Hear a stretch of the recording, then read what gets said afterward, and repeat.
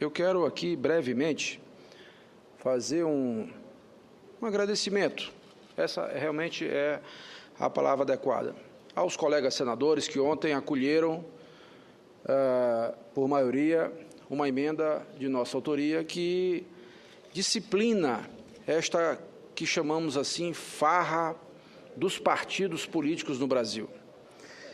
A sociedade brasileira, e junto com ela as instituições estatais competentes, como o Tribunal Superior Eleitoral, já vinha há algum tempo entendendo que era preciso conter esse abuso e disciplinou que o detentor de mandato eletivo ele não pode mudar de partido, salvo 3 exceções. Numa delas, abre uma janela para com a criação de novos partidos, fusão e etc. Isso fez germinar no Brasil uma quantidade imensa de partidos, proliferou partido para todo canto, de toda a natureza. Atualmente, o Brasil tem aí em torno de 40 partidos registrados no Tribunal Superior Eleitoral. Outros 30, 40 em processo de criação tramitam no Tribunal Superior Eleitoral. Partido de todo tipo, partido piratas, você acredita? Partido pirata do Brasil, partido do Corinthians, do Vasco, flamenguista e assim por diante. É inadmissível que alguém que se eleja para um mandato parlamentar, de vereador ou de deputado, ele, no início do seu mandato, ele mude de partido por conta de uma janela que a criação ou fusão de um partido proporciona. Nós fizemos um projeto de lei, presidente, para que isso que está na regulamentação do TSE viesse para a lei, apenas fechando essa janela, mas também não engessando ninguém. A gente entende que não dá para botar numa camisa de força o detentor de mandato eletivo, para que ele possa mudar de partido só em caso de perder uma eleição. Seria algo inimaginável. De tal modo que a gente, então, abre uma janela, mas no final do seu mandato, ou seja, ele é eleito por um partido, em 2014, o deputado, o mandato vai até 2018, então, em 2017, no mês anterior ao prazo final, que é um ano antes das eleições, ele tem a opção de mudar para o partido que ele bem desejar, e quem vai fazer o julgamento disso é a população. A gente entende que essa regra é muito mais democrática e permite muito melhor a livre escolha dos que desejam enfrentar as urnas. O Senado Federal enfrentou esse tema ontem, houve alguma controvérsia em relação à questão formal da legalidade da proposta, da constitucionalidade da proposta. Eu entendo que a regra atual é uma resolução. Ora, nós estamos discutindo aqui uma mudança na lei dos partidos políticos, a 9.096. É uma lei ordinária, e lei ordinária muda com lei ordinária. Não é com lei complementar e nem com emenda constitucional. Não está escrito na nossa Constituição a questão da fidelidade partidária. Recentemente, o Supremo Tribunal Federal deliberou sobre a questão numa ação direta de inconstitucionalidade, mas decidindo que os cargos majoritários, eles são dos detentores do mandato, como senadores, prefeitos, governadores e presidente. Mas os cargos proporcionais não. Por quê? Porque tem uma regra da proporcionalidade. Então, por uma via reflexa, transversa, pode-se ter o entendimento de que o Supremo decidiu sobre essa questão de partidos políticos. Do nosso entendimento, não. Muito bem. O Senado Federal deliberou e aprovou a matéria, no que nós ficamos assim muito gratos e muito agradecidos aos nossos colegas. Acho que, repito, é uma medida que o Congresso Nacional já deveria ter enfrentado e disciplinado há muito tempo. Senhor presidente, ontem, um segundo assunto. Essa semana, o IPEA lança para o Brasil um novo índice para medir a qualidade de vida das pessoas. É o IVS, Índice de Vulnerabilidade Social. Esse índice, que foi anunciado esta semana, ele tem a composição através de 16 indicadores estruturados em 3 dimensões. as dimensões de infraestrutura urbana, do capital humano e da renda e do trabalho.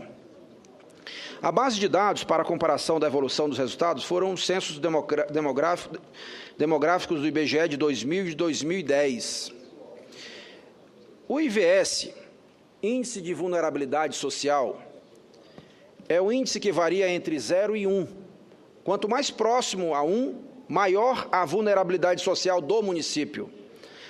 Foi definida uma escala em que os municípios que apresentam o IVS entre 0 e 0,2 considera-se que possuem muito baixa vulnerabilidade social.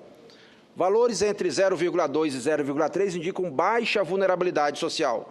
Aqueles que apresentam IVS entre 0,3 e 0,4 são de média vulnerabilidade social, ao passo que entre 0,4 e 0,5 são considerados de alta vulnerabilidade social. Qualquer valor acima de 0,5 indica que o município possui muito alta vulnerabilidade social.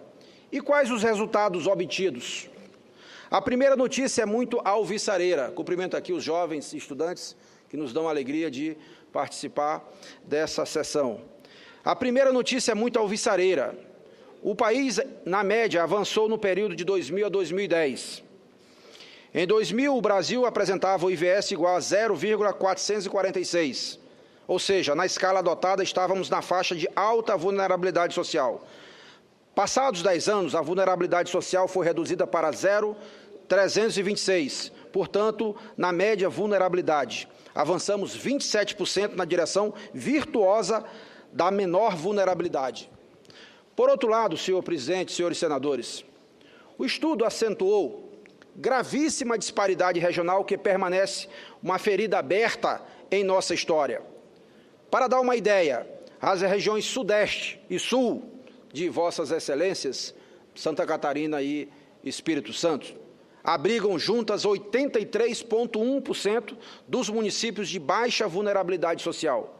As regiões Norte e Nordeste, somadas, têm apenas 3,6% dos municípios nesta faixa. Os demais 13,3% correspondem a municípios da região Centro-Oeste. É um dado, para dizer, no mínimo, dramático. Nenhum município da região Norte encontra-se em situação de muito baixa vulnerabilidade social. E apenas um município da região Nordeste, Fernando de Noronha, figura nesta faixa. Naturalmente, no sentido inverso, 72,4% dos municípios de muito alta vulnerabilidade estão no Nordeste. Do total de municípios nordestinos, 80,1% estão nas duas faixas mais altas da vulnerabilidade social. O IVS da região Nordeste é de 0,784, o pior do país. Caminhando para o final, eu lamento constatar que dentro do Nordeste, a maior parte dos municípios vulneráveis está no meu estado, o estado do Maranhão. E também no estado de Alagoas.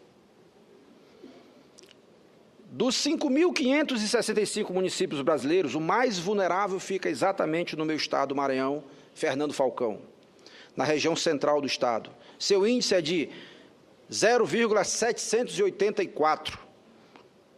Contrasta em tudo com o município de Luzerna, no estado de Vossa Excelência, senador Dário Berger, o estado de Santa Catarina, que tem o IVS de apenas 0,090. Alagoas e Maranhão apresentam o maior percentual de municípios nas duas faixas de maior vulnerabilidade social. 96,1% em Alagoas e 95,4% no Maranhão. No meu estado, 78,8% dos municípios se encontram na faixa muito alta de vulnerabilidade social. Quando olhamos o mapa do Nordeste, o Maranhão é quase todo vermelho, com pequenas manchas, especialmente na região sul, onde prevalece o agronegócio, que é economia, agricultura em escala, monocultura, agrega poucas pessoas, mas ainda assim é uma atividade econômica. É a única região do Maranhão que não está em vermelho, na pior condição de vulnerabilidade social.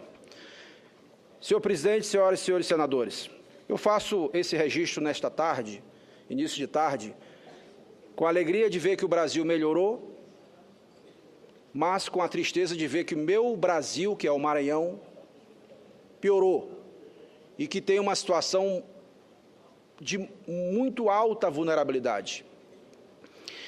E encerro dizendo que o maior desafio do país hoje é enfrentar essa tragédia da desigualdade regional. Temos dois países distintos. Os índices sociais clamam por uma ação enérgica, um pacto para o enfrentamento dessa realidade que verdadeiramente nos constrange perante o mundo. Obrigado a Vossa Excelência, obrigado aos estudantes que estão aqui hoje participando dessa sessão do Senado.